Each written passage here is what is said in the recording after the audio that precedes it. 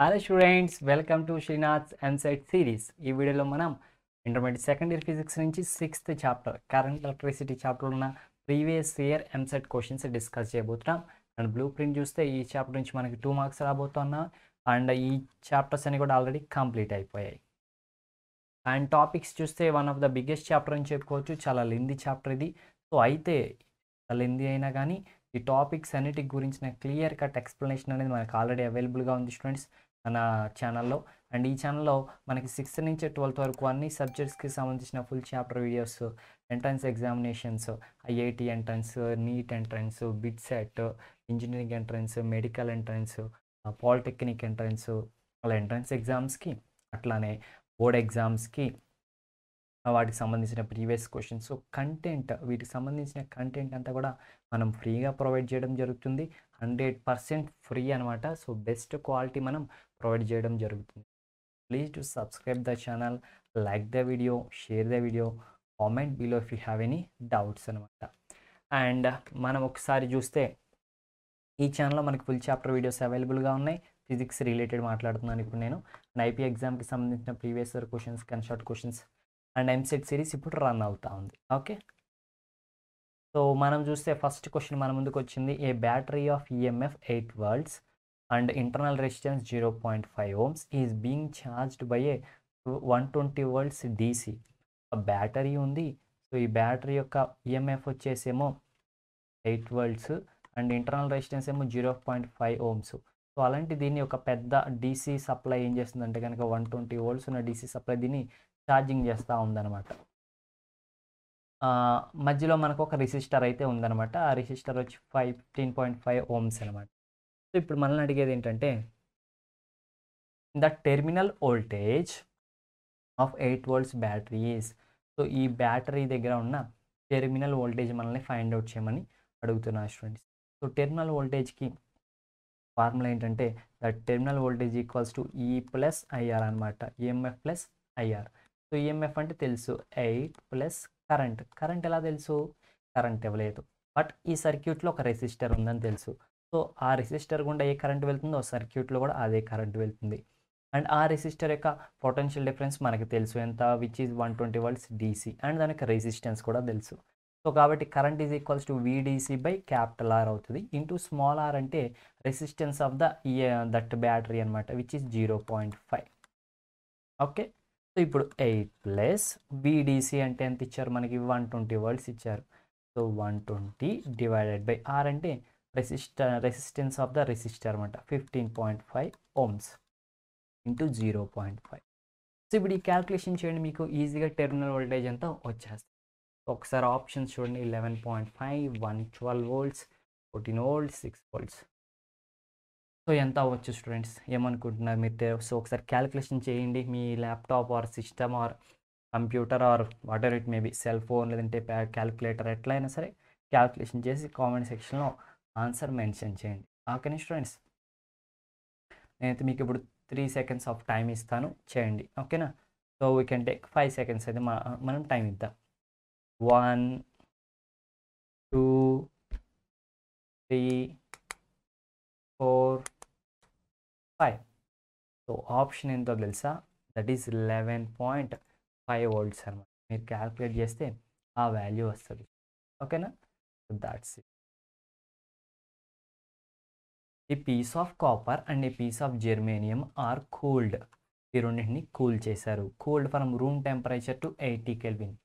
Sir ఇదేంటి sir 80 Kelvin అనుకుంటున్నారేమో. So మనకి ఒకటి గుర్తుపెట్టుకోండి, డిగ్రీ సెంటిగ్రేడ్లో కొలుస్తాం టెంపరేచర్ని అండ్ కెల్విన్స్లో కొలుస్తాం.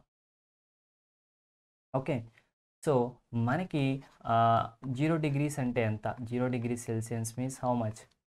ఈజ్ నథింగ్ బట్ మనకి 273 kelvins అనమాట. సో 30 degrees Celsius అంటే మనకి రూమ్ టెంపరేచర్, లేదంటే 27 degrees Celsius అంటే ఏంటి? Is room temperature. So 27 degrees in terms of కెల్విన్స్లో అంటే విచ్ ఈజ్ 300 kelvins అనమాట. సో రూమ్ టెంపరేచర్ అంటే ఇదే ఆల్మోస్ట్. సో ఈ రూమ్ టెంపరేచర్ నుంచి డిక్రీజ్ చేసుకుంటా వచ్చారు ఎక్కడ వరకు? కెల్విన్స్లో చెప్పారు, అప్ టు 80K అంట. అంటే చూడండి, ఇంకా 0 degrees Celsius కంటే నెగిటివ్లో కూడా వెళ్ళిపోతుంది వాల్యూ, నెగిటివ్స్లో కూడా వెళ్ళిపోతుంది. అప్ టు 80 Kelvin వరకు తీసుకెళ్ళిపోయారు. అలా తీసుకెళ్ళిపోయినప్పుడు ఏంటిని రెండింటిని కాపర్ని అండ్ జెర్మేనియంని. సో ఇప్పుడు ఏమవుతుంది? Resistance of each will increase. రెండిటి యొక్క రెసిస్టెన్స్ పెరుగుతుందా? లేదంటే resistance of each will decrease. రెండిటి యొక్క రెసిస్టెన్స్ తగ్గుతుందా? లేదంటే resistance of copper will decrease while that of germanium increase. Copper యొక్క రెసిస్టెన్స్ తగ్గుతుంది, జెర్మేనియం యొక్క ఇంక్రీజెస్ పెరుగుతుందా? లేదంటే resistance of copper will increase, copper యొక్క రెసిస్టెన్స్ పెరుగుతుంది, లేదంటే జెర్మేనియం రెసిస్టెన్స్ తగ్గుతుందా? ఏమనుకుంటున్నారు students? What is your option? చెప్పండి, జాగ్రత్తగా ఆలోచించండి. కాపర్ ఏంటి, జెర్మేనియం ఏంటి? రెండు మెటీరియల్సే, బట్ ఎలాంటి మెటీరియల్స్? సో సెమీ కండక్టర్స్ చాప్టర్లో మనం చదువుకుంటాం కదా, classification of materials, metals, semi conductors, insulators అని. సో అట్లా ఆలోచించండి. ఓకే, క్లూ ఇచ్చాను. And temperature dependency of resistance, అది కూడా, ఆ కాన్సెప్ట్ కూడా మీకు తెలియాలి. ఈ రెండు కాన్సెప్ట్స్ తెలిస్తే ఇవి ఈజీగా మనం క్రాక్ చేయొచ్చు అనమాట. Temperature dependence of resistance. నేను ఒకటి అడుగుతాను, చెప్పండి. టెంపరేచర్ పెరిగితే రెసిస్టెన్స్ పెరుగుతుందా తగ్గుతుందా? సో టెంపరేచర్ పెరిగినప్పుడు మనకి ఆటోమేటిక్గా ఏమవుతుంది స్టూడెంట్స్? రెసిస్టెన్స్ పెరుగుతుంది. దేనిది? మెటల్స్ సంగతి నేను చెప్పేది. ఫర్ మెటల్స్ ఏమవుతుంది? టెంపరేచర్ పెరిగితే రెసిస్టెన్స్ పెరుగుతుంది. ఓకే స్టూడెంట్స్, టెంపరేచర్ పెరిగితే ఆటోమేటిక్గా మనకి టెంపరేచర్ పెరిగితే రెసిస్టెన్స్ పెరుగుతుంది అనమాట. కాబట్టి ఈ కాపర్ అనేది మెటల్. సో టెంపరేచర్ పెరిగితే రెసిస్టెన్స్ పెరుగుతుంది, కాబట్టి కాపర్ యొక్క రెసిస్టెన్స్ పెరుగుతుంది టెంపరేచర్ పెరిగితే. బట్ ఇక్కడ టెంపరేచర్ పెరిగిందా తగ్గిందా? టెంపరేచర్ తగ్గింది. సో టెంపరేచర్ తగ్గింది కాబట్టి రెసిస్టెన్స్ ఏమవుతుంది? అది కూడా తగ్గుతుందా పెరుగుతుందా? సో టెంపరేచర్ తగ్గింది కాబట్టి రెసిస్టెన్స్ కూడా తగ్గుతుంది. ఓకే స్టూడెంట్స్, తగ్గుతుంది అనమాట. సో ఇప్పుడు ఏం అర్థమైంది మనకు కంప్లీట్గా అంటే కాపర్ యొక్క రెసిస్టెన్స్ తగ్గుతుంది ఎప్పుడు? టెంపరేచర్ తగ్గినప్పుడు. ఇప్పుడు టెంపరేచర్ అయితే తగ్గింది కాబట్టి కాపర్ రెసిస్టెన్స్ కూడా తగ్గాలి. ఎక్కడెక్కడ ఉంది డిక్రీజ్ అంటే? సో కాపర్ ఇక్కడ డిక్రీజ్ ఉంది. అయితే ఇప్పుడు ఇంకో దాని రెండు తగ్గుతాయా? జెర్మేనియం కూడా తగ్గుతుందా? అది ఆలోచించాలి. సో ఇప్పుడు చూస్తే జెర్మేనియం అనేది ఏంటిది? సిలికాన్, జెర్మేనియం, ఈ రెండు ఏంటి? Semiconductors. సో సెమీ కండక్టర్స్కి క్వైట్ ఆపోజిట్ ఉంటుంది, అవునా కదా? మెటల్స్ లాగా ఉండవు, వాటికి ఆపోజిట్ ఉంటుంది. సో కాబట్టి కాపర్ తగ్గితే జెర్మేనియం ఇంక్రీజ్ అవుతుంది. దట్స్ ఇట్ స్టూడెంట్స్, అదే మన ఆన్సర్ అనమాట. Okay, that's it. Next question. So next question discuss చేద్దాం. If the Wheatstone bridge with 4 resistors R1, R2, R3, R4 is balanced. So ఎప్పుడైతే Wheatstone bridge balance అయిందో, okay students, ఇది bridge balance అంటాం. అప్పుడు balance అయినప్పుడు దీంట్లో నుంచి current flow అవ్వదు. So this is the bridge balanced condition అంటాం. సో ఎప్పుడైతే బ్రిడ్జ్ బ్యాలెన్స్ అయిందో అప్పుడు మనకి ఈ ఆప్షన్స్లో ఏది రైట్ అవుతుంది? బ్రిడ్జ్ బ్యాలెన్స్డ్ కండిషన్ అని ఏ కండిషన్ అని అంటాం మనం? చెప్పండి స్టూడెంట్స్, ఏ కండిషన్ మనం బ్రిడ్జ్ బ్యాలెన్స్డ్ కండిషన్ అని అంటాం? Which is nothing but first option అనమాట. R2/R1 is equals to R4/R3. So which is the first option, bridge balanced condition. And the next, identified the correct variation of drift velocity with electric field strength. So drift వెలాసిటీకి electric ఫీల్డ్కి మధ్య ఉన్న relation ఏంటి? So అవి ఎట్లా vary అవుతాయి students? So drift velocity and electric field directly ప్రపోర్షనలా, inversely ప్రపోర్షనలా? ఎట్లా ప్రపోర్షనల్ అవుతుంది student? Drift velocity and electric field అనేది డైరెక్ట్లీ ప్రపోర్షనలా, లేదంటే ఇన్వర్స్లీ ప్రపోర్షనల్, లేదంటే ఎలక్ట్రిక్ ఫీల్డ్ స్క్వేర్కి ప్రపోర్షనలా, లేదంటే inversely proportional to the electric field స్క్వేరా? సో ఇవి ఎట్లా ప్రపోర్షనల్గా ఉంటాయి? చెప్పండి students, how these will match up? చూస్తే మనకి drift velocity and electric field అనేది డైరెక్ట్లీ ప్రపోర్షనల్. ఎలా students? Directly proportional. Next, 3 voltmeters all having different resistances are joined as shown. ఇక్కడ మనకి 3 voltmeters ఉన్నాయన్నమాట. వాటిని చూడొచ్చు మనం, ఇట్లా జాయిన్ చేశారు. ఓకేనా? అయితే ఈ రెండింటికి మధ్య కొంత పొటెన్షియల్ డిఫరెన్స్ మనం అప్లై చేసాం P అండ్ Qకి మధ్యలో. సో ఇప్పుడు V1, V2, V3 వీటి మధ్య రిలేషన్ ఎట్లా ఉంటుంది? చెప్పండి స్టూడెంట్స్, ఎట్లా ఉంటుంది? సో మనకు ఒక విషయం తెలుసు, పొటెన్షియల్ డిఫరెన్స్ అనేది పొటెన్షియల్ డిఫరెన్స్ అనేది. సో ఇక్కడ ఎంత పొటెన్షియల్ డిఫరెన్స్ ఉంటుందో ఇక్కడ కూడా అంతే పొటెన్షియల్ డిఫరెన్స్ ఉంటుంది. ప్యారలల్ కనెక్షన్స్లో ఏ బ్రాంచ్ దగ్గర అయినా సరే మనకి పొటెన్షియల్ డిఫరెన్స్ సేమ్ ఉంటుంది. అవును కదా. ఇప్పుడు ప్యారలల్ కనెక్షన్స్, సిరీస్ కనెక్షన్ అయితే కనుక మనకి పొటెన్షియల్ డిఫరెన్స్ చేంజ్ అయిపోతుంది, కానీ ప్యారలల్ కనెక్షన్లో పొటెన్షియల్ డిఫరెన్స్ సేమ్ ఉంటుంది. ఇప్పుడు అక్రాస్ V3 ఎంత పొటెన్షియల్ డిఫరెన్స్ ఉంటుందో ఖచ్చితంగా ఇక్కడ కూడా అంతే పొటెన్షియల్ డిఫరెన్స్ ఉంటుంది. సో అక్రాస్ V3 ఎంత పొటెన్షియల్ డిఫరెన్స్ ఉంటుందో ఇక్కడ కూడా అంతే పొటెన్షియల్ డిఫరెన్స్ ఉండాలి. అండ్ సిరీస్ కనెక్షన్లో పొటెన్షియల్ డిఫరెన్స్ ఏమవుతుంది, ఒకదానికొకటి యాడప్ అవుతుంది. సో V1 + V2 మారిపోతుంది, సపరేట్గా ఉంటుంది. సో V3 = V1 + V2 అవ్వాలి, అవునా కదా. సో వీటిలో ఏ condition right? Option C is the right answer. ఓకేనా, దట్స్ ఇట్. సో నెక్స్ట్ చూద్దాం. In the given circuit current IA is independent of the resistance. So ఇచ్చిన గివెన్ సర్క్యూట్లో ఓకేనా స్టూడెంట్స్, ఈ R6 ఉంది చూశారు, ఈ రెసిస్టర్ గుండా వెళ్ళే కరెంట్ అనేది ఇది ఇక్కడ కరెంట్ అనేది ఇండిపెండెంట్ అంట. సో అటువంటి టైంలో మనకి వీటిలో ఏది రైట్ అవుతుంది, కిందన్న వాటిలో ఏది రైట్ అవుతుంది? సో గుర్తుపెట్టుకోండి, ఇక్కడ ఒక రెసిస్టర్ ఉంది, దానిలోంచి కరెంట్ ఈజ్ ఇండిపెండెంట్, కరెంట్ వెళ్ళట్లేదు అని చెప్పారు. ఇది వీట్ స్టోన్ బ్రిడ్జ్లా ఉంది కదా, ఇది 2-4 రెసిస్టెన్సెస్ వీట్ స్టోన్ బ్రిడ్జ్లా ఉంది కదా. సో వీట్ స్టోన్ బ్రిడ్జ్లో బ్రిడ్జ్ బ్యాలెన్స్డ్ కండిషనే కదా, అవునే కదా, బ్రిడ్జ్ బ్యాలెన్స్డ్ కండిషనే కదా.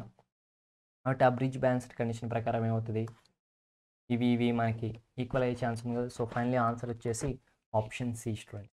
ఓకేనా, ఏంటిది ఆప్షన్ సి అనమాట, బ్రిడ్జ్ బ్యాలెన్స్డ్ కండిషన్.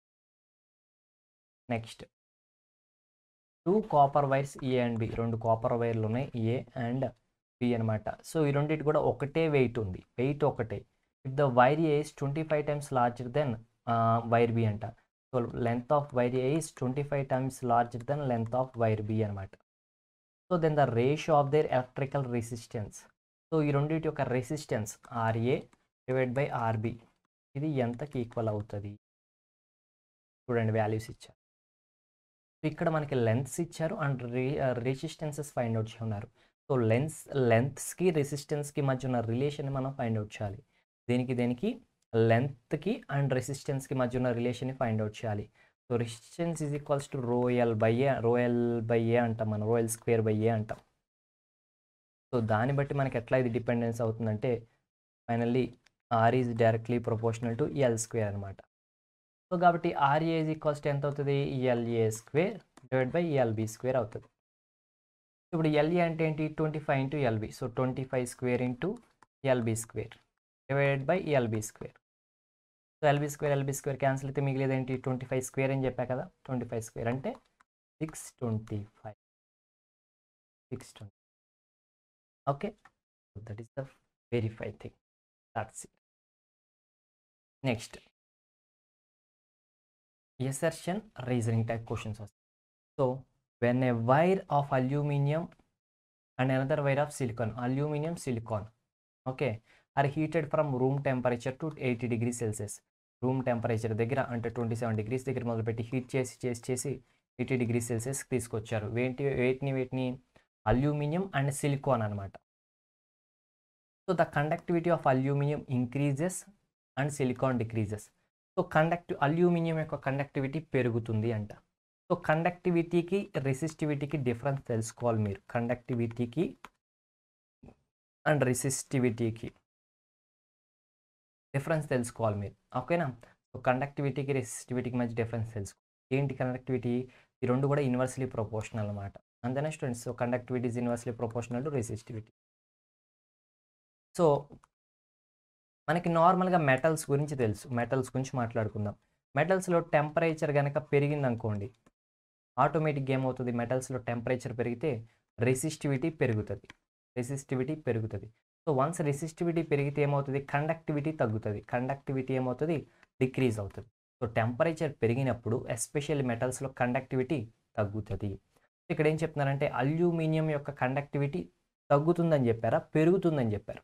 అల్యూమినియం అనేది మెటల్ యొక్క కండక్టివిటీ ఏమవ్వాలి, తగ్గాలి. బట్ ఏం చెప్తున్నారు వీళ్ళు, పెరుగుతుంది అని చెప్తున్నారు. కాబట్టి ఇది రైట్ అవుతుందా, కాదు. కాబట్టి అసర్షన్ ఈజ్ రాంగ్ అని అర్థమైపోయింది. సో రీజన్ చూడండి, aluminium has positive temperature coefficient of resistivity and silicon has negative temperature coefficient of resistivity. అవును, అల్యూమినియం మెటల్ కాబట్టి దానికి పాజిటివ్ టెంపరేచర్ కోఎఫిషియంటే ఉంటుంది. సిలికాన్ సెమీ కండక్టర్ దానికి నెగిటివ్ ఉంటుంది. సో రీజన్ కరెక్ట్, ఈ స్టేట్మెంట్ కరెక్టే. కాబట్టి ఇప్పుడు ఆప్షన్స్ మనకి ఇస్తారు. ఇప్పుడు ఎసర్షన్ రీజనింగ్ టైప్లో ఆప్షన్స్ సేమే ఉంటాయి. So A is false and R is true అనమాట. So A is false R is true అనే సిచ్యువేషన్ మనకి ఇక్కడ దేనికి అప్లికబుల్ అవుతుంది? A is false and R is true అంటే ఈజ్ ఆప్షన్ డి అనమాట. ఓకే స్టూడెంట్స్, ఒక్కసారి ఛానల్కి కొత్త వ్యూవర్ అయితే కనుక సబ్స్క్రైబ్ చేసుకుని వీడియోకి లైక్ ఇచ్చి మీ ఫ్రెండ్కి షేర్ చేయండి స్టూడెంట్. ఎందుకంటే చాలా కంటెంట్ మీకు ఈ ఛానల్లో ఉపయోగపడుతుంది. And 9th question, identify the correct statement among the following. So మనం కరెక్ట్ స్టేట్మెంట్ని ఫైండ్ అవుట్ చేయాలంట. Resistivity of metals decreases with temperature because more electrons are available for conduction. So resistivity అంటే టెంపరేచర్ పెరిగితే తగ్గిపోతుందంట.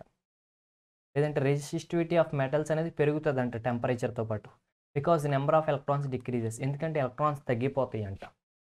ఇంకోటి, resistivity of metals increases with temperature. Temperature పెరిగితే resistivity పెరుగుతుందంట. Because number of collisions increases అంట. Resistivity of metals decreases with temperature because superconductivity sets in అంట. So ఇక్కడ రెండు options ఏమో రెసిస్టివిటీ పెరుగుతుంది టెంపరేచర్ పెరిగినప్పుడు అని చెప్తున్నాయి. మిగతా రెండు ఆప్షన్స్ ఏమో రెసిస్టివిటీ తగ్గుతుంది టెంపరేచర్ పెరిగినప్పుడు అని చెప్తున్నాయి.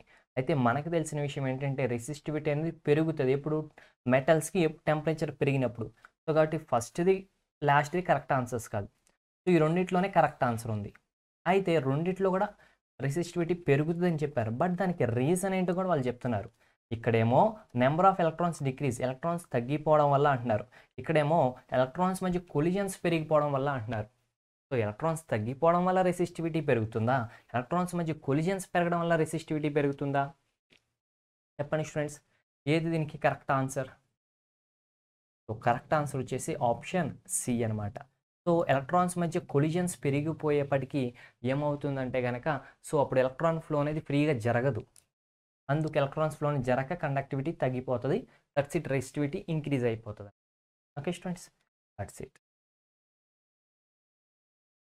In a meter bridge, so meter bridge తెలుసు కదా మనకి. మీటర్ బ్రిడ్జ్లో the balancing length from the left end is found to be 25 centimetres. So balancing length ఎంత అంట? 25 సెంటీమీటర్స్ అంట. అంటే L is equals to 25 centimetres అంట. And the value of the unknown resistance, so unknown resistance మనం find out చేయాలి. Assume standard resistance of 1 ohms is in the right gap. So standard resistance ఏమో 1 ohm అని అంటున్నారు. So standard resistance ఏమో 1 ohm. And ఇంకొక విషయం వచ్చేసి balancing length 25 centimetres. So unknown resistance find out చేయమండి.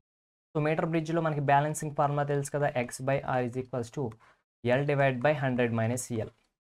సో ఎక్స్ మనం ఫైండ్ అవుట్ చేయాలి. So X is equals to R into L divide by 100 minus L. So R అంటేనేమో 1 into L అంటేమో 25 centimetres divide by 100 minus L అంటే 100 minus 25 అంటే 75 వస్తుంది. Is 3. So 1/3 అనమాట. 1/3 అంటే 0.33 ohms. సో ఆప్షన్స్ చూడండి, 0.33 ohms, which is option B is the right option. Okay students, next, a resistor of resistance R is connected between the terminals of a cell. So, and internal resistance R. If I is the current through the circuit, then terminal potential difference. So, terminal potential difference find out chali. Then a formula. Same also students. Tells kada manaki which is E minus IR amata. Option B. One of the easiest bit and chepkochu. Next. In a balanced meter bridge, the segment of a wire opposite to a resistance of 70 ohms is 70 centimeters. The unknown resistance is, ఇది కూడా metre bridge. అయితే ఇక్కడ కొంచెం logic ఉంది. The segment of wire opposite to a resistance of 70 ohms is 70 centimeters. The segment of wire opposite to resistance of 70 ohms is 70 centimeters అన్నమాట. So వీళ్ళు ఇచ్చింది మనం ఏమనుకుంటాం అంటే ఎల్ 70 సెంటీమీటర్స్ అనుకుంటాం. ఎల్ కాదు, వీళ్ళు ఇచ్చింది ఏంటంటే ద సెగ్మెంట్ ఆఫ్ వైర్, మొత్తం వైర్ యొక్క లెంత్ ఇచ్చారు. So which is 100 minus L is 70 centimetres వాళ్ళు ఇచ్చింది. సో దీన్ని బట్టి ఎల్ ఎంత అవుతుంది? 30 అవుతుంది. అండ్ ఆర్ ఎంత ఇచ్చారు? 70 ఇచ్చారు. ఇప్పుడు మనం ఎక్స్ ఫైండ్ అవుట్ చేయాలి. ఎక్స్ ఈజ్ ఈక్వల్స్ టు ఎంత మనకు తెలుసు కదా, R into L divide by 100 minus L. R ఏమో 70, ఎల్ ఏమో 30 అండ్ ఆర్ 100 మైనస్ ఎల్ కూడా 70. 70 cancel. Unknown resistance is simply 30 ohms student. 30 ohms. That's it. Next, a cylindrical metallic wire is stretched to increase its length. Cylindrical metallic wire ని stretch చేసాం దాని యొక్క length increase చేయడానికి. So దీనివల్ల ఆ wire యొక్క resistance ఏమో 4% ఇంక్రీజ్ అయిందంట. సో ఇప్పుడు లెంత్లో ఎంత పర్సెంట్ ఇంక్రీజ్ అయిందో చెప్పాలి. ఇక్కడ మనకి రెసిస్టెన్స్కి అండ్ లెంత్కి మధ్య రిలేషన్ తెలుసు కదా, resistance is directly proportional to L square అని.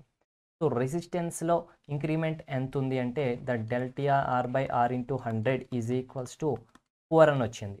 అయితే మనం లెంత్లో ఇంక్రిమెంట్ కనిపెట్టాలంటే delta L by L into 100 is equals to how much అనేది మనం కనిపెట్టాలి. సో నార్మల్లీ ఫార్ములా ఇది కాబట్టి delta R by R into 100 is equals to ఎంత అవుతుంది, 2 ఇంటూ ఎల్ స్క్వేర్ ఉంది కదా, పర్సెంటేజ్లో వచ్చి delta L by L into 100. So delta R by R into 100 ఏమో 4 is equals to 2 into delta L by L into 100. So ఇది 2 times 4 అనమాట. సో ఎంత percentage students, which is 2%. 2%. That's it. Next, a cell of EMF 1.8 volts gives a current of 17 amperes when directly connected to a ammeter of resistance 0.06 ohms. Internal resistance of the cell is, ఇక్కడ మనకి EMF ఎంత 1.8, EMF is equal to 1.8, current ఎంత 17 amps and ఇక్కడ మనకి ammeter యొక్క resistance ఎంత 0.06. But మనకు కావాల్సింది ఏంటంటే ఇంటర్నల్ రెసిస్టెన్స్. సో ఇప్పుడు నార్మల్లీ సింపుల్గా formula I is equals to E divide by R plus small R. That implies I అంటేనేమో 17 amps ఈజ్ ఈక్వల్స్ టు ఈ అంటేనేమో 1.8 amps divide by small R, capital R ఏమో 0.06 plus small R అనమాట. So దీన్ని బట్టి చూస్తే 0.06 plus small R is equals to 1.8 divide by 17. So దీన్ని బట్టి క్యాలిక్యులేషన్ చేస్తే మీకు ఆన్సర్ వస్తుంది. సో ఏది ఆన్సర్ అనుకుంటున్నారు మీరు? Option A B C D. వీడియోని పాస్ చేసి క్యాలిక్యులేషన్ చేసి అప్పుడు వీడియోని రీజ్యూమ్ చేయండి. సో ఆన్సర్ అయితే చూపిస్తున్నాను నేను మీకు, 0.046 ohms వస్తుంది అనమాట. ఓకే, ట్రై చేయండి. Next, the unit of current element is. So current element యొక్క యూనిట్ మీరు ఎమ్మంటే ఏమనుకుంటారో తెలుసా, సార్ ఇక్కడ ఆప్షన్లన్నీ తప్పేశారంటారు. లేదు స్టూడెంట్స్, జాగ్రత్తగా చెప్పండి. నేను కరెంట్ యొక్క యూనిట్ అనలా. కరెంట్ యొక్క యూనిట్ అంటే యాంపియర్, అందరికీ తెలుసు. కరెంట్ ఎలిమెంట్ యొక్క యూనిట్ అని చెప్పా. సో కరెంట్ ఎలిమెంట్ యొక్క యూనిట్ అంటే which is current into d l. So which is length, length యొక్క units metres. So which is ampere metre అనమాట. Okay students, that's it. The null point of a potentiometer with a cell of EMF E is obtained I on the wire. Then the null point of a potentiometer with a cell of EMF E is obtained I on the wire. Then so వీటిలో ఏది correct option? ఈఎంఎఫ్కి లెంత్కి relation ఎట్లా ఉంటుంది? Potentiometer చదివారు కదా, పొటెన్షియోమీటర్లో మనకి ఈఎంఎఫ్కి లెంత్కి directly proportionality relation ఉంది, directly. Okay, next, the drift velocity of electrons in a conducting medium is. So option చూడండి. ఒక కండక్టింగ్ మీడియంలో డ్రిఫ్ట్ వెలాసిటీ అనేది దేనికి వల్ల? Motion of conduction electrons due to random కొలిజన్సా, డ్యూ టు ఎలక్ట్రిక్ ఫీల్డా, లేదంటే రిపల్షన్ వల్ల, కొలిజన్ వల్ల? చెప్పండి. మోషన్ ఆఫ్ కండక్షన్ ఎలక్ట్రాన్స్ అనేది తెలుసు, బట్ అది దీనివల్ల అనేది తెలియదు. It is because of the electric field అనమాట. ఇందాక కూడా చెప్పుకున్నాం కదా, vd is directly proportional D అని చెప్పుకున్నాం కదా. So that's it students. ఇక్కడతో ఈ వీడియో కంప్లీట్ అయిపోయింది. అండ్ నెక్స్ట్ వీడియో వచ్చేసి మూవింగ్ ఛార్జెస్ అండ్ మ్యాగ్నెటిజం మీద రాబోతుంది. సో దాని యొక్క లింక్ డిస్క్రిప్షన్లో ఉంది, వెళ్ళి చూసేయండి. Thanks for the watching. Don't forget to subscribe the channel, like the video, share the video, comment below if you have any doubts. All the best for your MCET examinations. Bye bye.